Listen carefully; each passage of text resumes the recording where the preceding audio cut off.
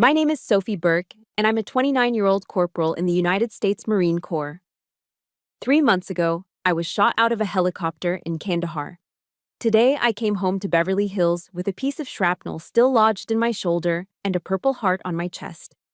But at the polished mahogany dinner table, my mother glanced at the medal and said, her voice a soft whisper, "It looks like a cheap piece of costume jewelry, darling." My brother, Trevor, chuckled into his expensive wine. But it was my father, Dr. Edward Burke, who delivered the kill shot. He set down his silver fork, looked me dead in the eye, and declared in front of everyone, his voice as cold as ice, "You are not just a disappointment, Sophie. You are this family's greatest disappointment." They didn't know that 6 months later, they would be standing in a room in the White House, trembling as the President of the United States told a story they never wanted to hear. If you have ever given your all only to be met with contempt from the very people you love most, let me know where you're from. Hit that subscribe button because this is the story of how a disappointment became a nation's pride. The air in my family's Beverly Hills dining room was heavier than the humid night air in Kandahar. It was thick with the scent of my mother's Chanel No. 5 and the savory aroma of the chef's filet mignon, cooked to a perfect medium rare. The clinking of heavy silverware against bone china was the room's only consistent soundtrack. I sat stiffly in my Marine Corps dress blues, the fabric coarse against my skin, feeling like a crow that had mistakenly landed in a flock of peacocks. I was a ghost at my own welcome home dinner. The conversation flowed around me, an impenetrable current of names and events I didn't recognize. My mother, Eleanor, recounted every detail of the upcoming charity gala at Elisimi, her voice a carefully orchestrated symphony of feigned humility and social triumph. My brother, Trevor, the golden child, was holding court, describing his tech startup's latest Series B funding round. He spoke of algorithms and user acquisition with the same passion some men speak of love. He was a Silicon Valley star, and his light was blinding. "We're just so incredibly proud," my mother said, placing a delicate hand on Trevor's arm. Her eyes, the same shade of blue as mine, flickered toward me for a fraction of a second, and in that glance, I saw nothing. No pride, not even curiosity. Just a polite, vacant dismissal. I tried to join in to build a bridge across the chasm that had formed over the years. We did some humanitarian work near the base. I started, my voice sounding rough and unused. Helping to build a small school for... "That's nice, dear," my mother interrupted, her smile never faltering as she turned back to Trevor. "Now, Trevor, tell your father about the offer from the venture capital firm in Palo Alto." My words died in my throat. It was then that my father, Dr. Edward Burke, a man who measured the world in IQ points and university rankings, finally addressed me directly. He set his wineglass down, a heavy Cabernet from a Napa vineyard I knew cost more than my monthly paycheck. His eyes, cold and analytical behind his designer glasses, scanned my uniform. "Sophie," he said, his tone clinical, "did you learn any of the languages while you were over there? Pashto, Dari? Or was it all just shooting?" The question wasn't born of interest. It was a test, another academic benchmark I was destined to fail. He wasn't asking about my experience. He was measuring its intellectual worth and finding it lacking. My life over the past 4 years, the grit, the fear, the bonds forged in dust and fire, was reduced to a pass-fail quiz. A knot of frustration and old familiar hurt tightened in my chest. I decided, in a moment of foolish courage, that I would make them see. Not just hear, but see.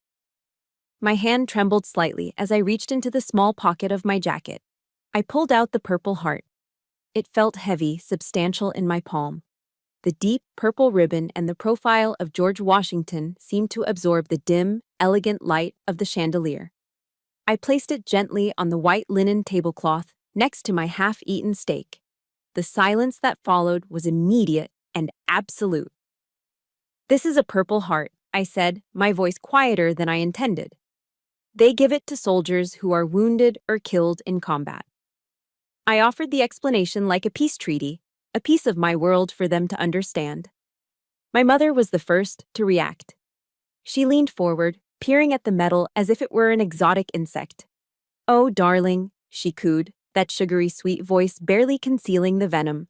"It looks like a cheap piece of costume jewelry." She then waved a dismissive hand. "Honestly, your uniform is already so severe. That little trinket will absolutely ruin the family photos at the gala." Trevor let out a short, sharp laugh. He swirled the wine in his glass, the picture of smug superiority. "A medal for getting hurt? Hell, I should get one for surviving last quarter's board meeting. That was a bloodbath." His joke landed in the silent room with a thud. To them, the symbol of my blood, spilled on foreign soil, was no different from a Boy Scout badge or a corporate war story. It was just an object, and a tacky one at that. "Please, put it away, Sophie," my mother said, her voice losing its sweetness and taking on an edge of irritation. "It brings up such unpleasantness. No one wants to think about that sort of thing at the dinner table." That was it. My sacrifice wasn't a source of pride, it was an inconvenience, a conversation killer, a stain on their pristine, carefully curated reality. But the final blow was yet to come. My father, who had been watching the entire exchange with the detached curiosity of a scientist observing a failed experiment, placed his fork and knife together on his plate, perfectly parallel. The small sound echoed in the stillness. He dabbed his lips with his napkin, folded it precisely, and placed it on the table. Then, he looked at me. His face was a mask of calm academic disappointment. He didn't raise his voice. He didn't need to. His words were scalpels. "Your enlistment was not an act of patriotism, Sophie," he began, his voice devoid of all emotion, the voice of a lecturer delivering an undeniable theorem. "It was a statistical inevitability, a direct result of academic failure and a subsequent lack of viable, respectable options. It was a chain of poor choices." He paused, letting the weight of his analysis settle over me. "Therefore," he concluded, his gaze unwavering, "you are not just a disappointment, Sophie. You are this family's greatest disappointment." He said it like he was stating a fact from a textbook. The sky is blue, water is wet. Sophie Burke is a failure. There was no room for argument. A strange, cold calm washed over me. The pain was so immense it had become a void. A numbness that started in my chest and spread to the tips of my fingers. I didn't cry. I didn't scream. I just sat there, my posture perfect, my hands resting in my lap as I had been taught as a child. The spell was broken. My mother picked up her fork. Trevor took another sip of wine. The dinner continued as if nothing had happened. But for me, the world had gone silent. The scrape of my mother's fork against her porcelain plate sounded louder than any gunshot I'd ever heard. In that moment, I realized the terrible truth. I wasn't just unwelcome. I wasn't just misunderstood. To them, my existence, my service, my sacrifice, it was all a source of profound shame. I excused myself from the table, my voice a flat monotone. No one tried to stop me. I walked up the grand staircase to my childhood bedroom, a room that felt more like a museum of a girl I used to be. I closed the door behind me, the soft click of the latch sealing me in the dark. I stood there for a long time, the purple heart still clutched in my hand, the sharp edges digging into my palm. It was the only thing in the room that felt real. It was proof that I had lived, that I had fought, that I had bled. It was a testament to a life lived far from this cold, polished house. And as I stared into the darkness, a single, agonizing question burned through the numbness. Why was my life, and the near loss of it, so worthless in their eyes?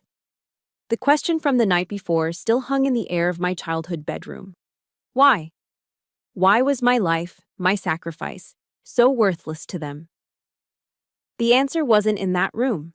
It was buried 9 years in the past, in a cramped dorm room at a Cal State university that my parents always referred to as my little state school.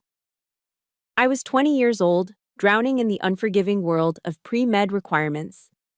I remember the exact moment my future shattered. It was 2 a.m., the room smelled of stale coffee and desperation, and the only light came from my laptop screen. The final grades for organic chemistry had just been posted. My eyes scanned the list of student ID numbers until I found mine. And there it was, next to my number. A single, brutal, capital letter. F. It stared back at me, a scarlet letter marking me as a failure. It wasn't just a grade, it was a verdict. The end of the medical school path my parents had meticulously paved for me since I was in kindergarten. The end of their dream. My phone rang almost immediately, as if my mother had a sixth sense for my failures. I answered, my throat tight. There was no, hello darling, no, how are you? Just the cold, crisp tone of a CEO reviewing a bad quarterly report. I've just seen your grades, Sophie, Eleanor said. Her voice was perfectly level, which was always more terrifying than when she yelled. Let's do a little accounting, shall we? The science camp at Johns Hopkins was $15,000. The private chemistry tutor was $200 an hour, twice a week, for an entire year. That's over $20,000 in tutoring alone. I squeezed my eyes shut, listening to my life being itemized like a list of sunken costs. We invested in you, Sophie, she continued, her voice dripping with disappointment. We gave you every possible advantage. Do you have any idea that your brother had his first scientific paper published by the time he was 19? 19. I wasn't her daughter in that moment. I was a stock that had plummeted, a bad investment on a balance sheet stained deep in the red. She ended the call with a sigh that cut me deeper than any insult could. You've just thrown our money out the window, Sophie. That's what it always came down to, the return on their investment. And their investments were displayed for all to see right in the heart of our Beverly Hills home. Above the grand marble fireplace in the living room was what I privately called the Wall of Legacy. It was a shrine to the Burke definition of success. On the left, my father's PhD from Stanford, framed in dark, imposing wood. On the right, my mother's law degree from Yale, equally magnificent. And in the center, occupying the most prominent spot, was the framed cover of Forbes magazine featuring Trevor, grinning under the headline, "The 30 Under 30 CEO Taking Silicon Valley by Storm." My own contributions were less celebrated. I remember when I was 14, I'd spent months training before dawn, running until my lungs burned, pushing through the pain. And I won. I won the state cross-country championship. I came home beaming, clutching a tall golden trophy, the heaviest and most beautiful thing I'd ever held. I presented it to my father, my heart pounding with pride. He took it from me, weighed it in his hand, and gave me a thin, academic smile. This is fine, Sophie, he said, his eyes already looking past it.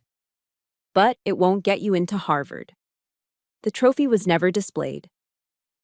For a few years, it gathered dust in a corner of the library. The last time I saw it, the cleaning lady was using it as a doorstop. The coldness of that house was a stark contrast to the only place I ever truly felt seen. My grandfather's garage.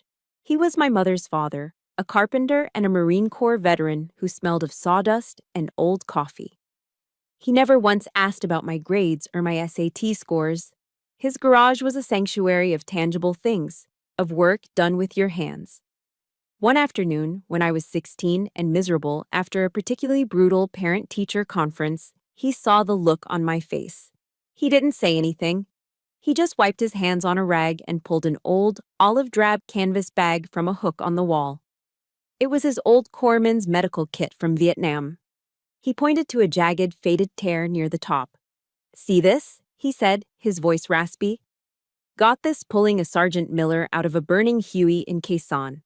The chopper was going to blow any second."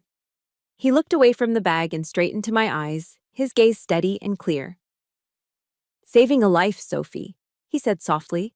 "Now that's a legacy no wall is big enough to hang." He handed me the bag. It felt more real, more important than any framed degree on my family's wall. It was a legacy of action, of sacrifice, of compassion. It was everything my family wasn't. 9 years ago, adrift in the sea of my failure, those memories felt like a distant shore. After my mother's phone call, I couldn't stay in my dorm room. I walked aimlessly across the sprawling Cal State campus, feeling invisible. That's when I saw it. A simple folding table set up near the student union. Behind it were 2 Marines in crisp uniforms and a large poster. I was drawn to it, not by the images of helicopters or tough-looking soldiers, but by the words printed in bold, white letters. The few, the proud. A gunnery sergeant, a Latina woman with sharp, intelligent eyes and a name tag that read, Rivera, was talking to a couple of students. I stood off to the side, listening. She wasn't selling them a dream of glory. She wasn't promising an easy life. "We're not looking for people who've never failed," she said, her voice clear and strong, cutting through the campus noise. "We're looking for the ones who know how to get back up after they've been knocked flat on their ass." Her eyes met mine for a second, and in that brief moment, for the first time in my entire life, I felt like someone saw my failure not as a flaw, but as a qualification. The F on my transcript, the years of feeling like a disappointment, the sting of being a bad investment, it all suddenly seemed less like an ending and more like a beginning. Her words weren't a criticism of my past. They were an invitation to a future. A future where value wasn't measured by a GPA, but by grit. Where legacy wasn't hung on a wall, but earned in the mud. I have to pause here for a second and just ask you. If you've ever had a trophy, something you were incredibly proud of, that someone you loved just dismissed, I want you to do me a favor.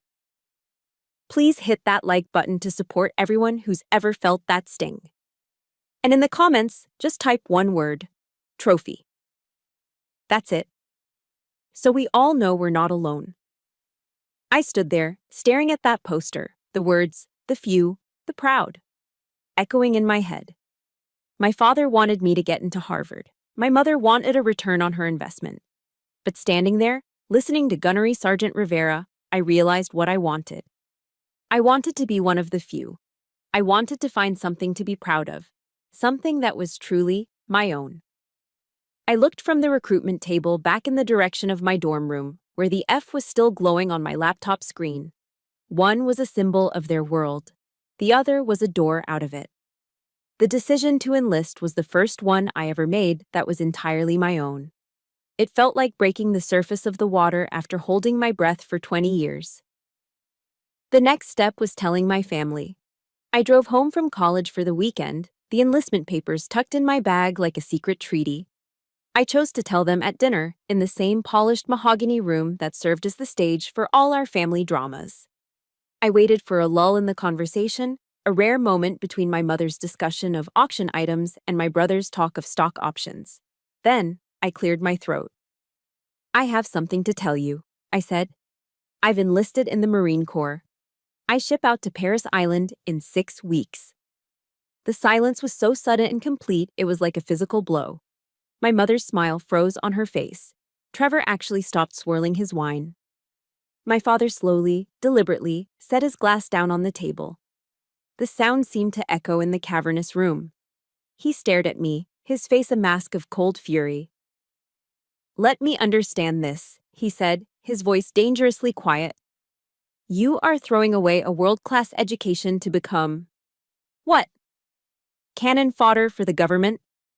That is the choice of people with no other choices, Sophie." Trevor let out a derisive snort. "Trying out for G.I. Jane, are we, sis?" he sneered. "Just try not to embarrass the family with any cheap tattoos." He then raised his glass in a mock toast. "And you'd better watch out, Boot. Mom and Dad are gonna cut off your credit card."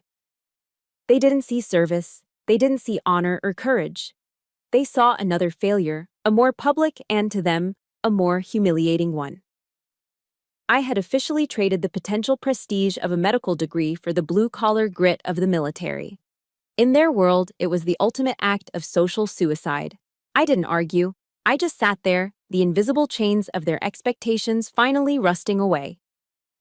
6 weeks later, I stepped off a bus into the sweltering, unforgiving humidity of Paris Island, South Carolina. It was less a place and more a state of being, a living, breathing furnace designed to melt you down and forge you into something new. The air was thick enough to taste, a cocktail of salt marsh, sweat, and fear. The world shrank to the sound of screaming drill instructors, the burn in my muscles, and the rhythmic thump of boots on pavement. My life in Beverly Hills, with its soft sheets and quiet intellectual cruelty, seemed like a distant dream. Here, the cruelty was loud, constant, and brutally physical. We ran until our lungs felt like they were filled with glass. We crawled through mud that sucked at our boots and caked our skin. We learned to shoot, to fight, to obey without question. There was a moment during the third week on an obstacle course they called the Crucible, when I thought I was broken. It was raining, a cold, miserable downpour. I was trying to haul myself over a high wall, my muscles screaming in protest, my hands raw and slipping on the wet wood. I lost my grip and fell, landing hard in a deep pit of cold, black mud. I lay there for a second, the shock of the cold and the exhaustion overwhelming me. I wanted to quit. I wanted to lie there and let the mud swallow me whole. It would be so much easier. Then, a face appeared over the edge of the pit. It was Gunnery Sergeant Rivera, the woman from the recruitment table. Her eyes were like chips of flint. She wasn't offering a hand. She was offering a challenge. "Get up, Burke," she roared, her voice cutting through the rain. "Your platoon is waiting on the other side of this wall. You're not fighting for some damn diploma here. You're fighting for the person next to you." Something inside me shifted. She was right. For the first time, my struggle wasn't about pleasing my parents or living up to Trevor. It was about the woman shivering to my left and the man gritting his teeth to my right. I found a strength I never knew I had. I clawed my way out of that mud pit, hauled my body over that wall, and kept moving. It was in that pit that the girl from Beverly Hills died, and a Marine was born. 13 weeks later, I stood on the parade deck, ramrod straight in my dress blues. I hadn't just graduated, I'd graduated with the Expert Rifleman badge, one of the few in my platoon to earn it. A deep, unfamiliar feeling swelled in my chest. It was pride, raw, undiluted, and entirely my own. The ceremony ended, and the deck erupted in a joyous chaos of hugs and happy tears. Families rushed forward, wrapping their new Marines in embraces. I stood at attention, my eyes scanning the crowd near the entrance gates, holding onto a sliver of foolish hope. I searched for my parents' faces, for a sign, a miracle. But there was no one there. They had declined to come, citing a terribly important sociology conference in Aspen that they simply couldn't miss. Later that afternoon, I stood by a payphone and called home. My mother answered, her voice rushed and breezy. "Oh, Sophie, perfect timing," she chirped. "I'm in a crisis. Do you think I should wear the Chanel or the Vera Wang to the gala tonight? The mayor will be there." I stood there, holding the phone, the sounds of celebrating families all around me. "I graduated today, Mom." Yes, that's lovely, dear," she said distractedly. "Happy graduation, sweetie. I have to run." The line went dead. The dial tone that followed was a sound of absolute finality. It hurt more than any physical pain I'd endured over the past 3 months. My first Christmas leave was a lesson in just how far I had drifted from their shore. I walked through the front door in my Service Alpha uniform, the pristine green tunic and brass buttons gleaming. I thought, perhaps, seeing me like this would change something. I was wrong. My mother looked me up and down, a slight frown on her perfectly Botoxed face. "It's very masculine, Sophie," was her only comment. Trevor smirked. "Nice costume. You playing soldier for the holidays?" The final humiliation came on Christmas Eve, just before their annual holiday party. Guests were about to arrive: judges, surgeons, and CEOs. My father approached me as I was checking my reflection in the hall mirror. "Sophie," he said, his tone leaving no room for discussion, "go upstairs and change out of that. Put on a dress. I don't want to have to explain your career choices to our guests tonight." He didn't want to explain. He wanted to hide me. My uniform, a symbol of honor and service to the rest of the world, was a source of shame in my own home. That night, as I stood in my room, staring at the uniform I had bled for, I finally understood. This house, with its marble floors and loveless rooms, was not my home. It was just a place I used to live. My family wasn't my family anymore. They were simply the people I was leaving behind. The dial tone from my mother's phone call after graduation echoed in my memory for months. It was a sound of finality, a door clicking shut. But where one door closed, another opened onto the sun-scorched, dust-choked landscape of Kandahar, Afghanistan. Our forward operating base was a world away from Beverly Hills. Here, the air tasted of grit and diesel fumes, and the constant background noise was the whir of helicopter blades, not the tinkle of wine glasses. And it was here, in this place of constant simmering tension, that I finally found my family. They weren't bound to me by blood, but by something stronger, shared risk and unwavering trust. There was our platoon leader, Lieutenant Martinez, a quiet Texan we all called Boss. He rarely smiled, but when he gave you a nod, it felt more valuable than a standing ovation. There was Lance Corporal Ali, a fast-talking Arab American from Dearborn with a grin that could disarm a bomb. We called him Joker because his relentless humor was our primary defense against the crushing weight of this place. And there was Private First Class Lance Peterson, a fresh-faced 19-year-old from a small town in Ohio, whose letters home to his mom were his lifeline. We called him Kid. To them, I wasn't a disappointment, I wasn't an investment, I was Doc Burke. The name was a badge of honor, a title of profound responsibility. They didn't care about my GPA or what college I'd dropped out of. They only cared that when things went wrong, I knew how to put a person back together. They trusted me with their bodies, their fears, and their lives. For the first time, I felt like I belonged somewhere. The deepest ache of loneliness, however, always hit on Thursdays. Thursday was mail call. It was the moment the war stopped for an hour. A supply truck would roll in, and a sergeant would dump canvas sacks of mail onto a table. The sound of names being called out was met with whoops of joy. Men would tear open packages from home, the smell of fresh-baked cookies from a mom's kitchen briefly overpowering the scent of dust. They'd pass around photos of girlfriends, of new babies they hadn't met yet. My name was never called. The mailbox slot labeled Burke was always empty. To hide the sting, I'd make myself busy, meticulously organizing my medical supplies, pretending I was too focused to notice.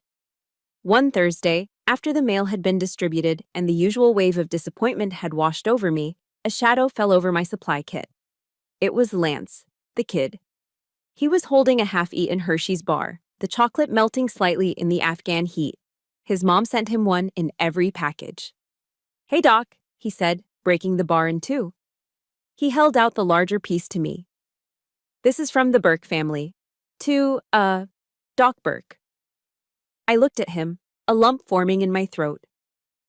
This 19-year-old kid, thousands of miles from his own home, was showing me more compassion than my own mother had in years. I took the chocolate. It was the sweetest thing I'd ever tasted. Another time, it was Ali. He tossed a worn postcard onto my cot. It was a faded picture of the Santa Monica Pier. "Found this at the bazaar," he said with a shrug. "Figured you might be missing the beach." It was a small, simple gesture that meant more than any expensive gift my parents had ever given me. This fragile piece was shattered 2 months into our tour. We were on a routine patrol, a convoy of Humvees kicking up a plume of fine talcum powder dust. I was in the lead vehicle with Martinez. Ali and Lance were in the one behind us. The explosion was a deafening roar that seemed to come from inside my own skull. Our Humvee was violently thrown to the side. I looked back through the thick, acrid smoke. Ali's vehicle was on its side, flames already licking at its undercarriage. The world dissolved into a chaos of noise. The crackle of the fire, the hiss of the radio, and then the distinct, terrifying pop, pop, pop of small arms fire from the surrounding hills. We were in a kill zone. My training took over. My mind went cold and clear. While others were returning fire, my only focus was the overturned Humvee. Ali and Lance were in there. "Doc, stay down!" Martinez yelled, grabbing my arm. I shook him off. "They're still inside, boss." I didn't wait for an answer. I ran. I scrambled out of our vehicle and sprinted across the 20 yards of open, exposed ground, the enemy's bullets kicking up puffs of dust around my feet. The heat from the burning Humvee was intense, a physical wall I had to push through. I could see Ali unconscious, his leg trapped beneath the twisted metal of the dashboard. Lance was dazed but moving, trying to pull him free. I slid through the shattered passenger side window. "Get out, kid!"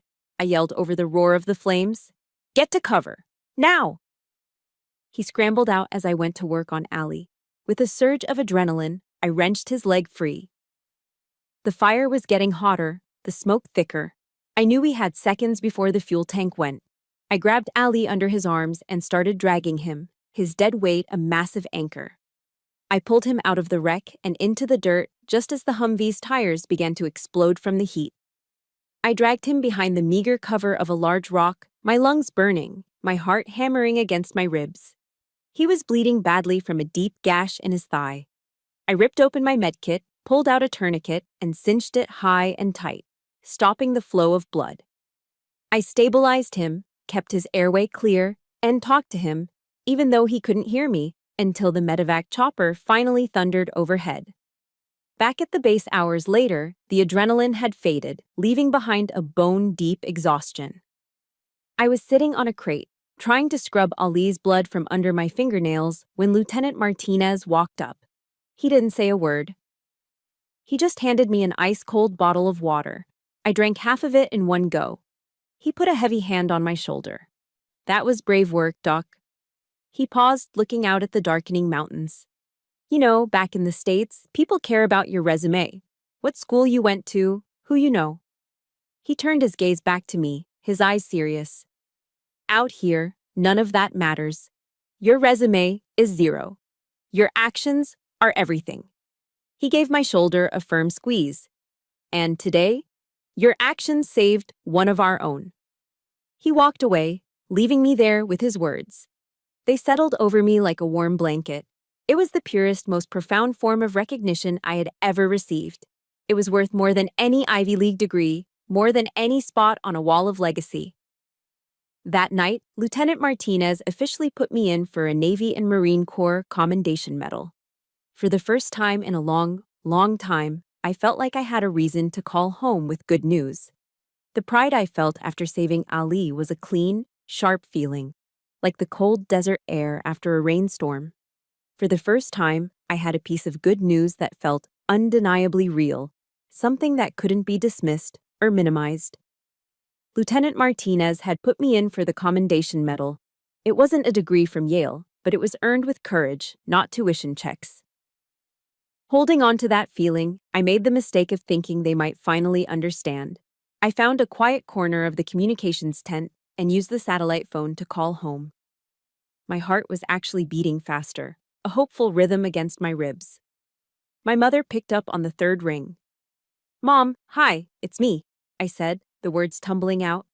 "I have some really great news. There was an incident on patrol. And everyone's okay, but I was able to help someone, and Lieutenant Martinez has put me in for the Commendation Medal." There was a brief pause on the line. I could hear the faint clinking of glasses in the background. "Oh," she finally said, her voice flat and distant. "Well, that's nice for you, Sophie." The words were so dismissive, so utterly devoid of warmth, they felt like a slap. Before I could respond, her tone brightened, suddenly full of life. "Speaking of achievements, did you hear? Your brother just made vice president. The whole family is flying to New York this weekend to celebrate at Perse. It's just wonderful." Another accomplishment for the wall of legacy. And just like that, my life and death achievement was weighed against a corporate title and found wanting. It was less valuable than a celebratory dinner reservation. I felt the familiar coldness seep back into my bones. I mumbled a congratulations and ended the call, the silence in the tent feeling more honest than my mother's voice. A few weeks later, as Christmas approached, a package arrived for me during mail call. It was the first one I'd ever received. For a moment, a foolish flicker of hope ignited in my chest. Maybe they were trying. Maybe the chocolate Lance had given me was a premonition. I tore the box open eagerly, hoping for cookies, a book, anything that felt like home. Inside, there was no taste of home. There was only the bitter taste of rejection. Staring up at me was a glossy, perfectly organized folder. On the front, in bold blue and gold letters, were the words, UCLA School of Nursing.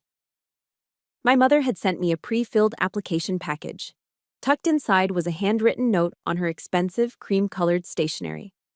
It's never too late for a fresh start on a real life, darling. It read, this is a much more respectable path. You could come home, find a nice husband. It wasn't a gift. It was an eviction notice for the life I had chosen, for the person I had become. It was a clear, cold message. You are a mistake that needs to be corrected. I dropped the folder back in the box as if it were on fire. The final severance, the complete and utter disconnect from my reality, came a week later in the form of an email from my father.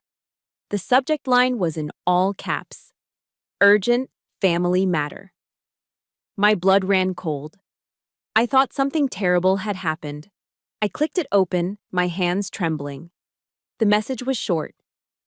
Your grandmother has the flu. Your mother is far too busy with her charity obligations to manage things. You should arrange to take a few weeks of leave to come home and take care of her. I read it once, then twice. Then a third time, the words blurring into an absurd, cruel joke. He was asking me to take a vacation from a war zone, to file a leave request from Kandahar, Afghanistan, to go and look after an elderly woman with a common cold. The sheer, breathtaking ignorance of it left me speechless. He didn't just not understand my life, he had no frame of reference for it at all. My service was as trivial to him as a summer job at the mall you could just walk away from. But the true breaking point, the moment the last, thinnest thread connecting me to them finally snapped, came on the night before the most dangerous mission of our tour. Intel had come in about a special forces team pinned down by heavy fire in a remote valley. It was a rescue op with a very high chance of not coming back. The mood on the base was grim, quiet.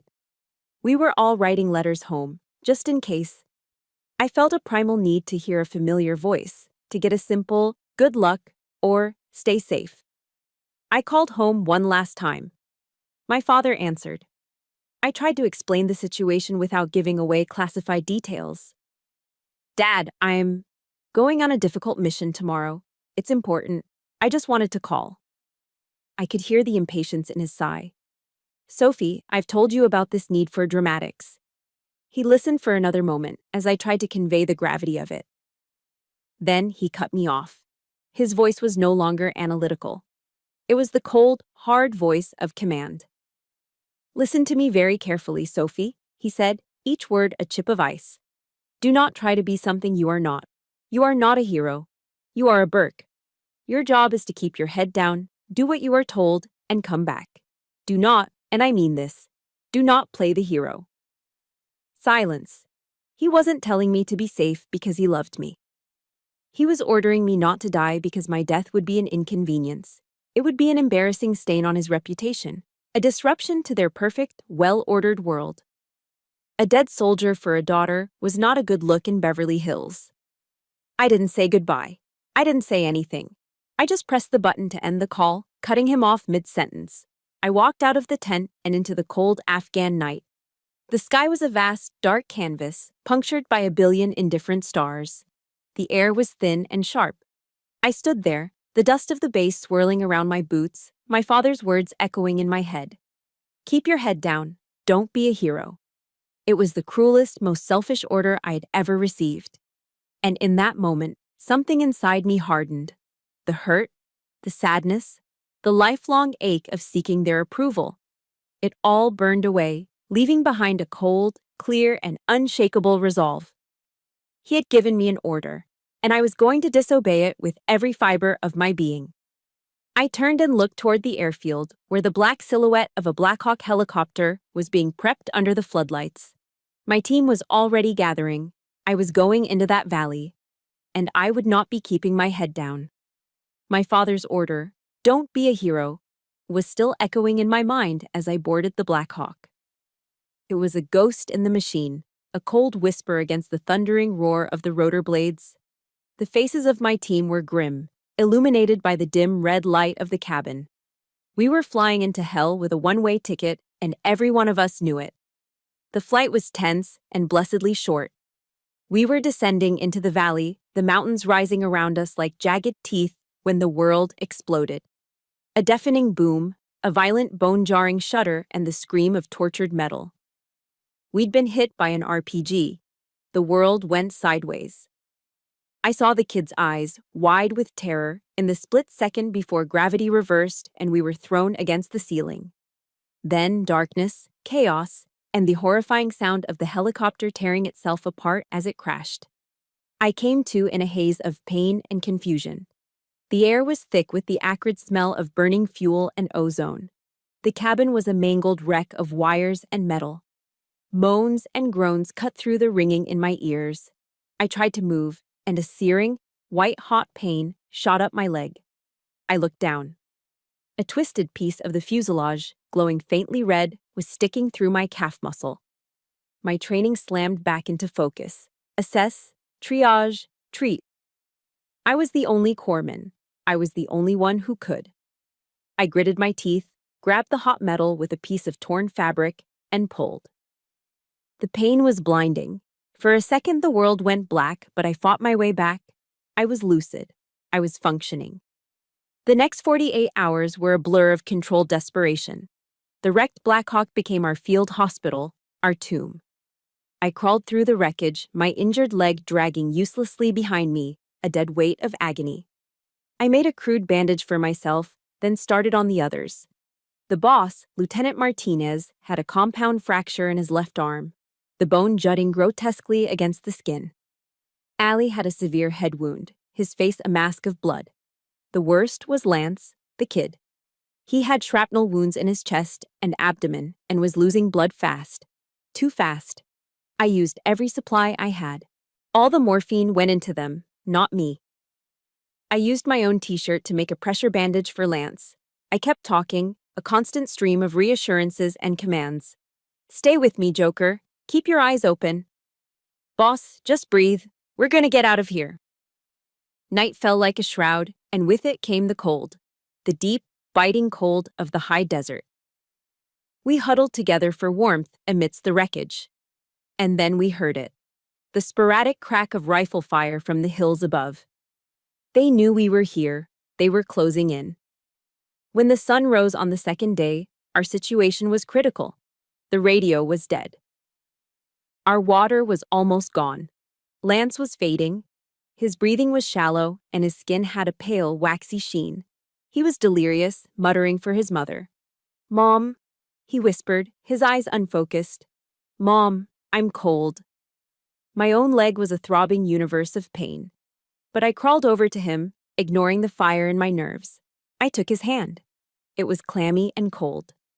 I leaned in close, putting my mouth next to his ear. "It's okay, son," I whispered, my voice hoarse. "Mom's right here. You're going to be okay." I became the mother I never had, for a boy who desperately needed his. I looked at Martinez. He knew what I knew. If we stayed here, Lance would die. We all would. "The personal locator beacon," I said, my voice raspy. "It's our only shot. I have to get to higher ground to call in an airstrike on their position." Martinez shook his head, his face grim. "It's suicide, Doc. They've got a sniper up there, pinned us down all morning." I looked from his desperate face to Lance's pale one. My grandfather's words echoed in my mind. "Saving a life, Sophie. That's a legacy." My father's words followed. "Keep your head down. I made my choice." "There's no other way, boss," I said. I started to crawl. Out from the relative cover of the wreckage, into the open. Every inch was an eternity of agony. My legs screamed with every movement. I dragged myself through the dirt and rocks. My teeth clenched so hard my jaw ached. The thought of my family flickered in my mind. Not a loving memory to give me strength, but the cold, hard thought from the night of that final dinner. If I die here, they'll just be annoyed with the paperwork. The thought didn't make me want to quit. It fueled me. It was a bitter, burning rage that pushed me forward. I would not die as an inconvenience. Crack! A bullet zipped past my head, so close I felt the air move. It kicked up a spray of dirt just in front of my face. The sniper had me. I froze, pressing myself flat against the ground, my heart hammering. For a moment, sheer terror paralyzed me. I couldn't move. Yea, though I walk through the valley of the shadow of death, I will fear no evil. The words from Psalm 23 came to me, not as a plea for my own life, but as a prayer for strength. For you are with me. I started moving again, crawling, scrambling, one agonizing inch at a time. The sniper fired again, the bullet ricocheting off a rock near my hand. But I was almost there. A small outcropping of rock, just a little higher than the rest of the terrain. I lunged the last few feet, collapsing behind it.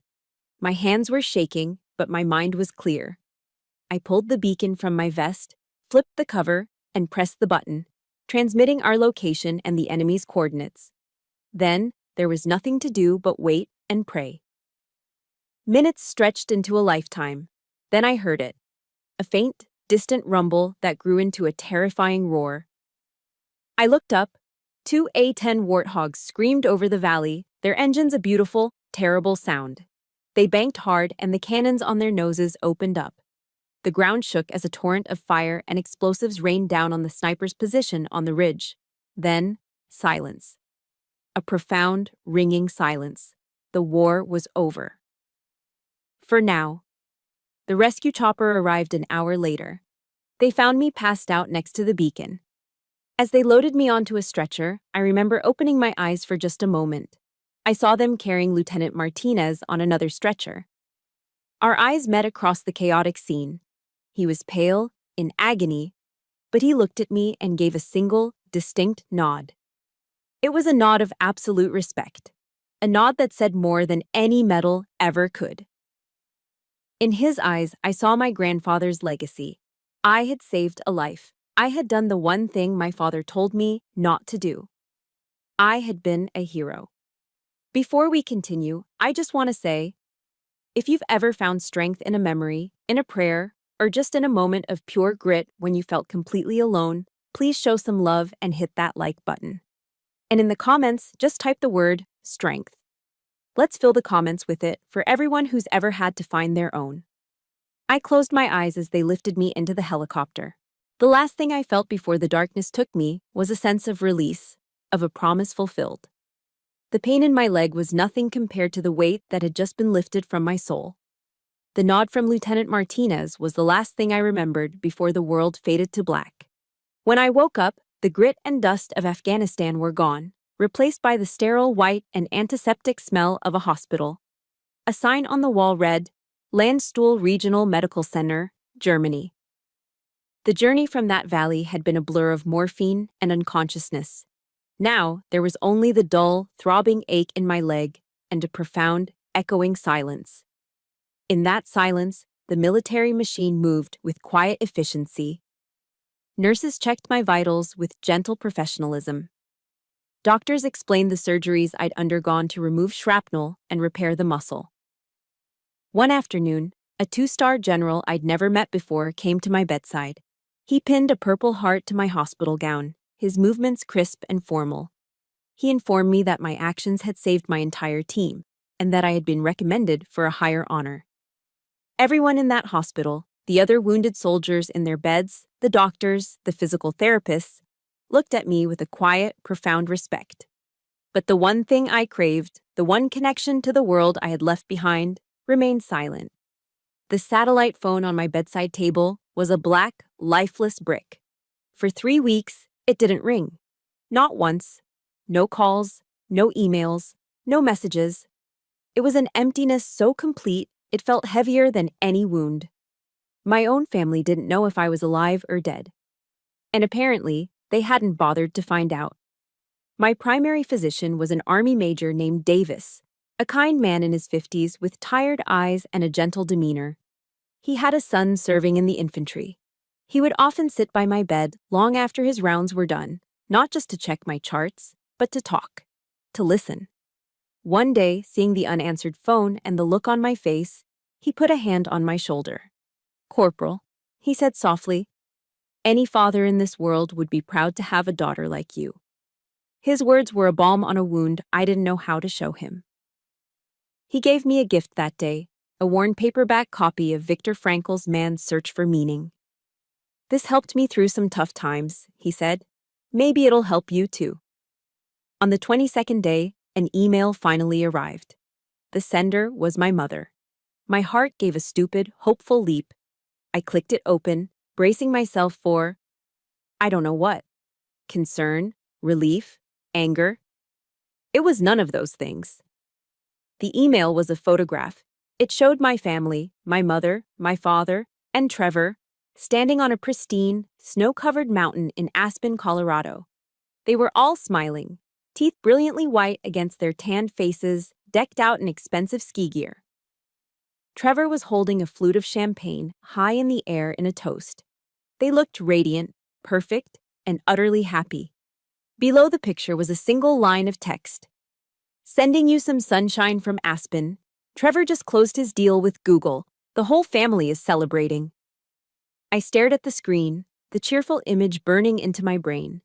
The pain in my leg was nothing compared to the cold, hollow ache that spread through my chest. They weren't just ignoring my reality, they were flaunting theirs. They were celebrating a business deal on a luxurious vacation while I was learning how to walk again in a hospital halfway around the world. They didn't know I'd been hurt. They hadn't even asked. That was the moment the last flicker of hope died. It wasn't a dramatic, fiery death. It was a quiet, cold extinguishment, like a candle finally running out of wax. 2 months later, after multiple surgeries and grueling physical therapy, I was deemed stable enough to be flown back to the States to continue my recovery. I was sent home. Back to the house in Beverly Hills. I walked through the front door on crutches, my leg in a heavy brace. And that brings us back to the dinner, the one where my story began. The filet mignon, the polished silver, the casual cruelty. My mother calling my Purple Heart a piece of cheap jewelry. My brother's mocking laughter, and my father's final clinical judgment. You are this family's greatest disappointment. But this time, hearing those words was different. After everything that had happened, the crash, the firefight, the long silent weeks in the hospital, the picture from Aspen, the words had lost their power to wound me. They no longer felt like a verdict on my worth. They felt like a diagnosis of theirs. I didn't feel the sharp, paralyzing pain of the past. I just felt empty. It was the quiet, calm certainty of an ending. I was looking at 3 strangers with whom I happened to share DNA. They were not my family. They couldn't be. My family was back in Afghanistan, recovering from their own wounds. My family was a doctor in Germany who saw me as a daughter. My family was my grandfather, long gone, whose legacy of compassion I now carried.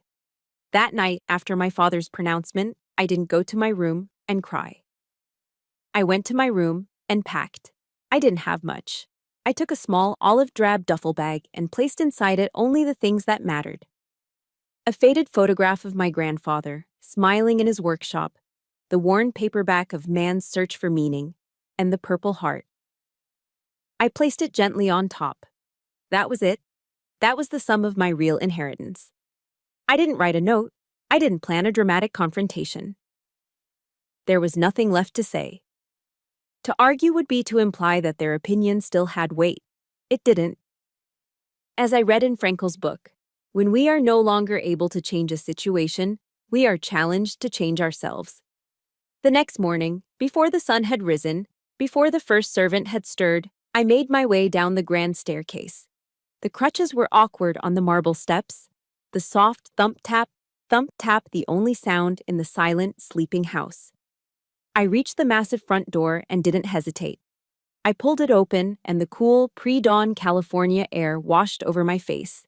It smelled of freedom. I stepped outside onto the manicured stone driveway and pulled the door shut behind me. I didn't slam it. I let it click softly into place.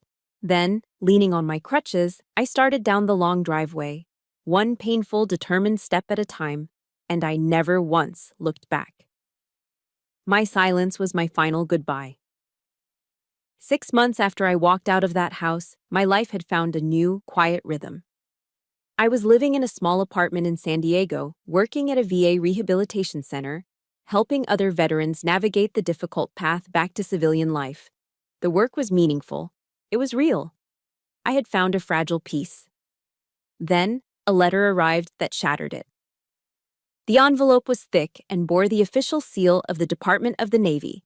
My hands trembled as I opened it. Inside, the formal language informed me that the review of my actions in Afghanistan was complete.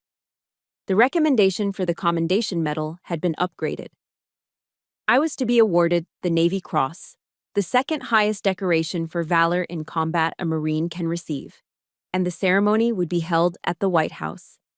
My first thought was a jolt of pure, unadulterated pride. My second thought was a knot of dread in my stomach. A formal invitation for my family had been sent to their Beverly Hills address. I knew they would come. Not for me, but for themselves. To decline an invitation from the White House was a social misstep they would never risk. It would be a public admission of a fracture in their perfect family facade, and that was unacceptable.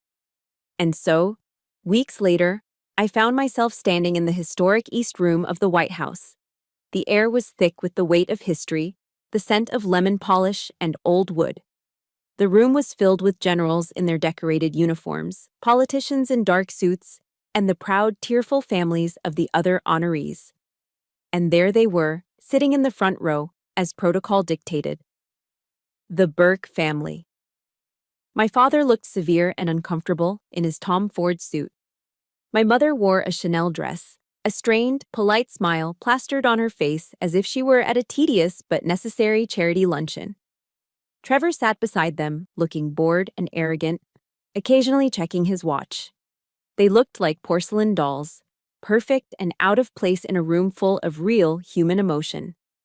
I stood on the dais with the other recipients, my back ramrod straight in my dress blues. I could feel their eyes on me, but I refused to look at them. My gaze was fixed on a point at the back of the room where Lieutenant Martinez, Ali, and Lance were sitting. They had been flown in for the ceremony.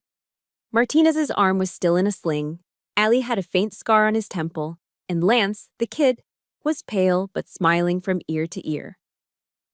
They were my family. They were the reason I was here. A Marine major with a chest full of ribbons stepped up to the podium and began to read my citation. His voice was deep and resonant, filling the grand room.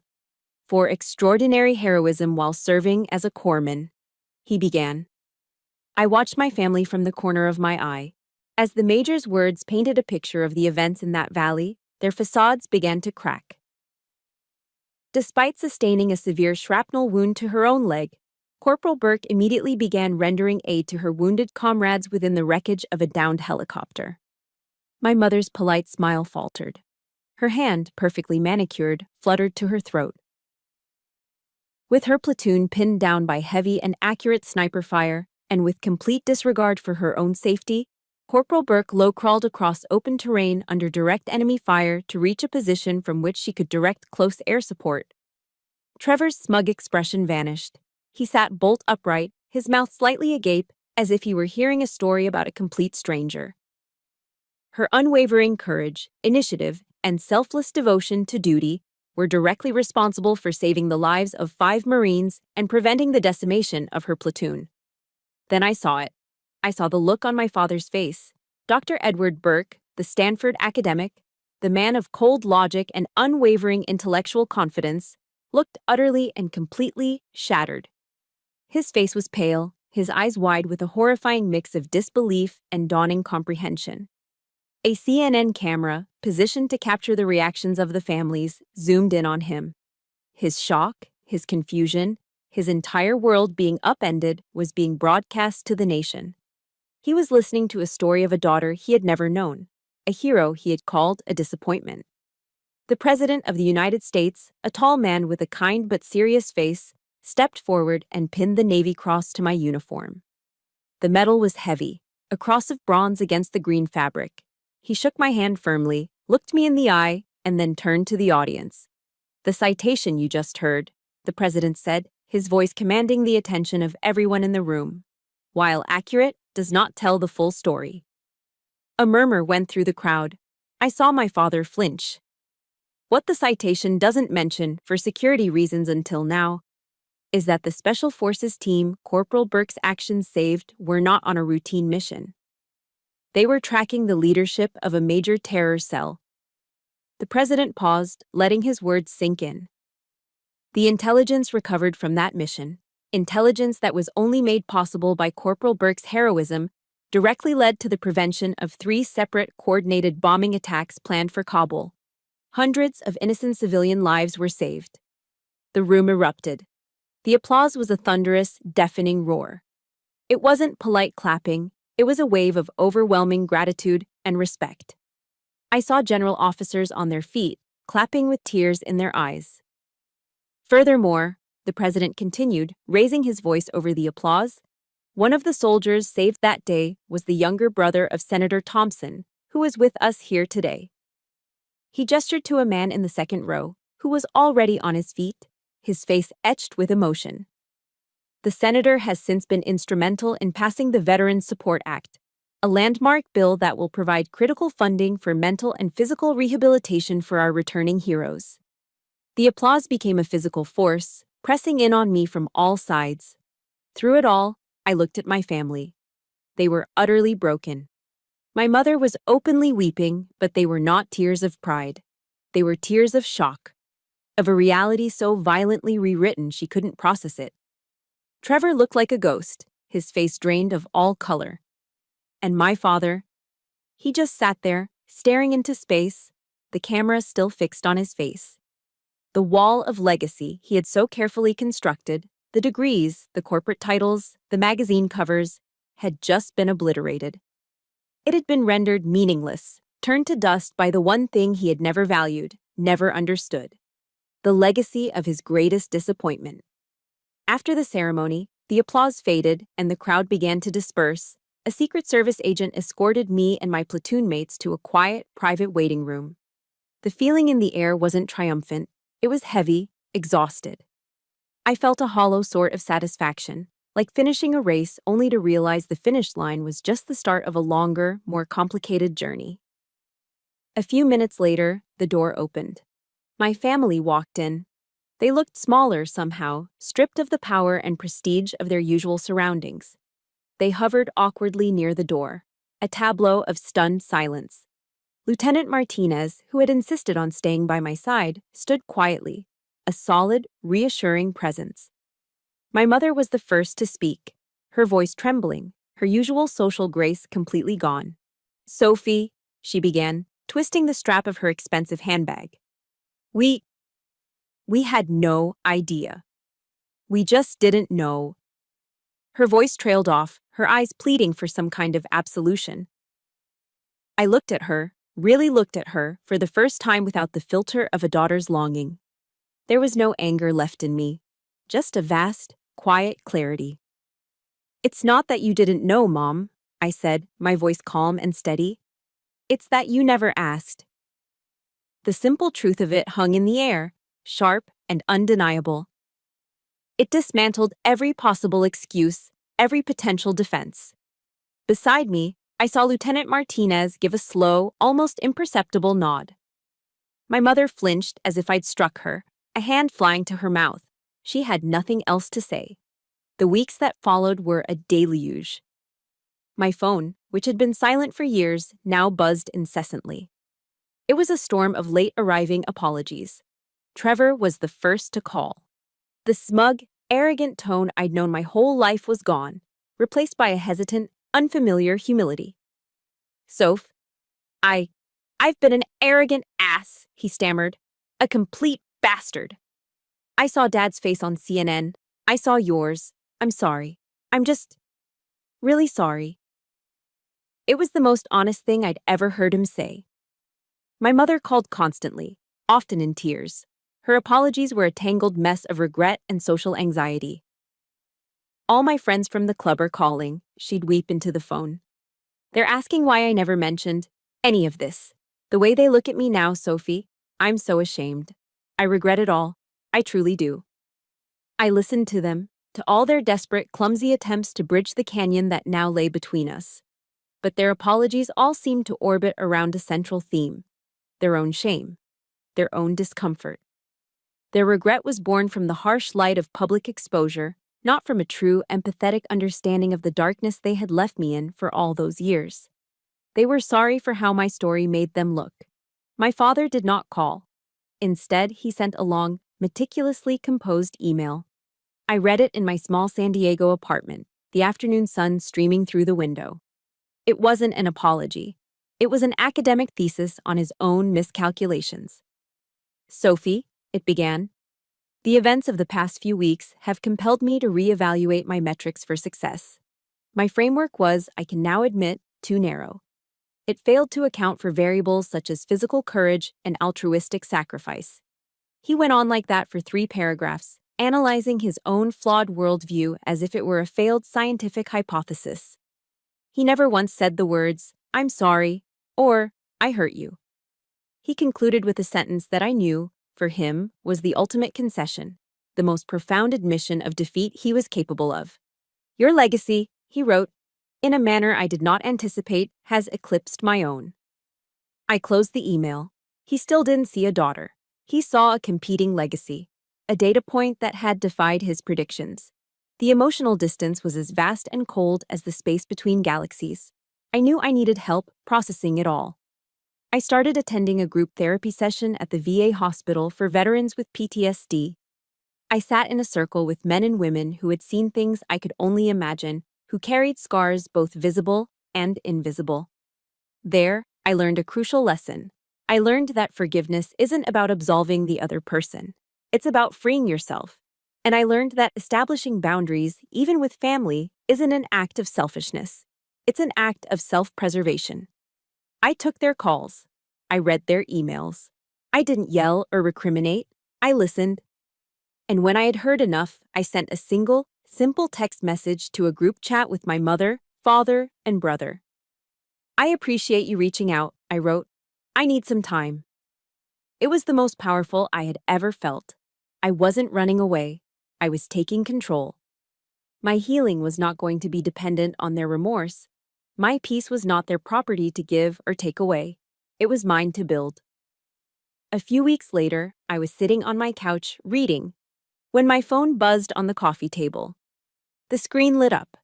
The caller ID was a single word. Father. 9 years ago, that call would have sent a jolt of anxiety through me. 1 year ago, it would have been a surge of anger. 6 months ago, it would have been a wave of hurt. But now, I just looked at it. I watched the screen glow, the name pulsing silently in the quiet of my apartment. There was no anger, no pain, no turmoil.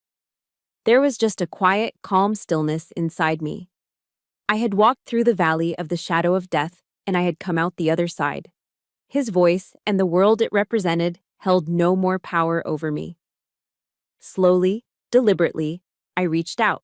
I didn't decline the call. I simply picked up the phone, turned it over, and placed it face down on the table. Then I silenced the ringer. I had chosen peace. A year after the ceremony at the White House, my life looks nothing like I ever imagined. I'm still a Marine, but my battlefield has changed.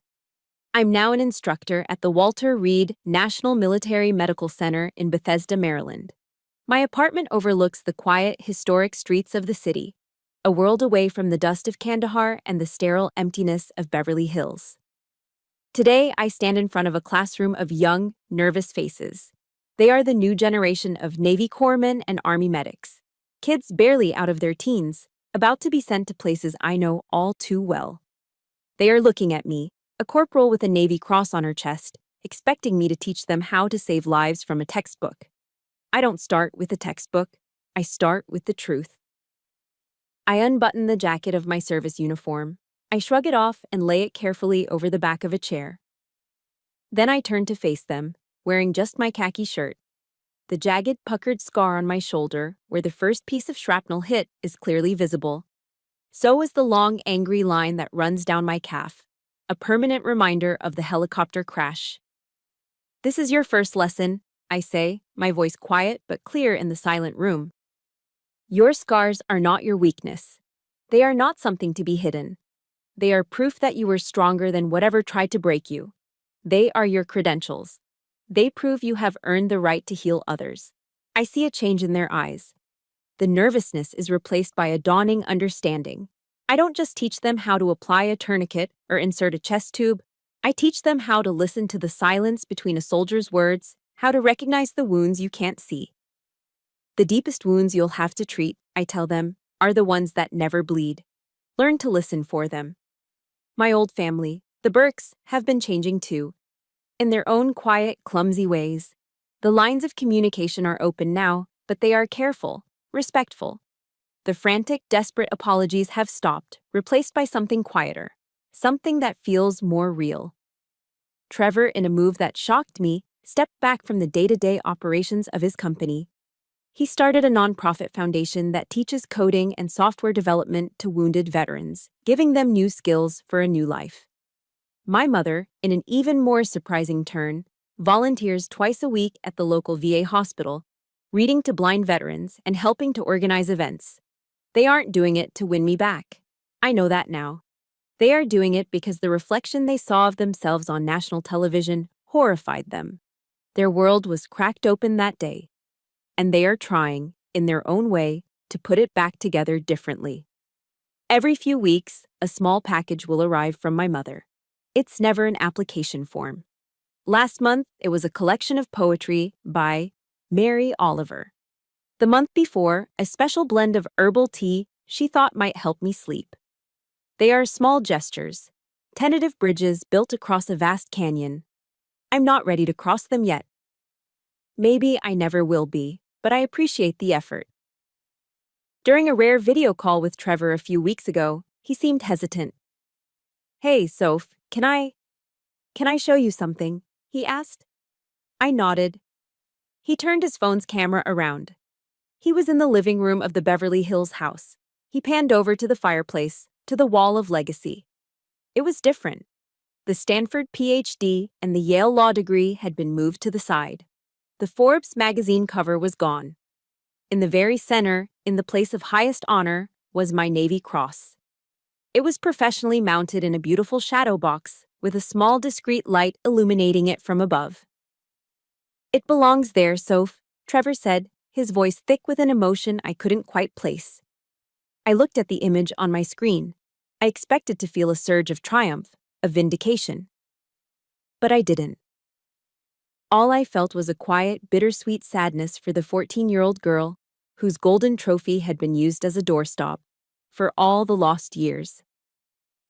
"Thank you, Trevor," I said softly, and I meant it. Later that evening, I sat on my small balcony, looking out at the Washington, D.C. skyline, the monuments glowing softly in the twilight. It occurred to me then that my long, painful journey was never really about seeking their acceptance. It was always about finding my own. My vindication didn't happen in the East Room of the White House. It happened years before. It happened the moment I clawed my way out of that mud pit on Paris Island. It happened when I chose to run towards a burning Humvee, not away from it. The ceremony was just a public confirmation of a truth I had already forged for myself in fire and blood. My grandfather once told me about a legacy that no wall was big enough to hang. I finally understood what he meant. My legacy isn't that bronze cross in a shadow box in Beverly Hills. It's alive. It's breathing in the 5 Marines who went home to their families because of what happened in that valley. It's in the quiet confidence I see growing in the young medics in my classroom. My legacy is the healing I can now offer to others because of the wounds I carry myself. The future is no longer a path that was paved for me. It's an open road. And for the first time in my life, I am the one holding the map. And so, that's my story. Thank you for walking this road with me. My journey was about finding my own map and defining my own legacy, not by what was hung on a wall, but by what I could give back. I truly believe that every one of us has a legacy to write and a map to draw, often with the very pieces that life has broken. That's what this channel is all about, sharing the stories of those who turned their deepest wounds into their greatest strengths. If my story resonated with you, please consider hitting that like button and subscribing to become part of our community. For one last time, in the comments below, I'd love to know, what is one thing you are putting on your own map for the future? Let's continue to navigate them together.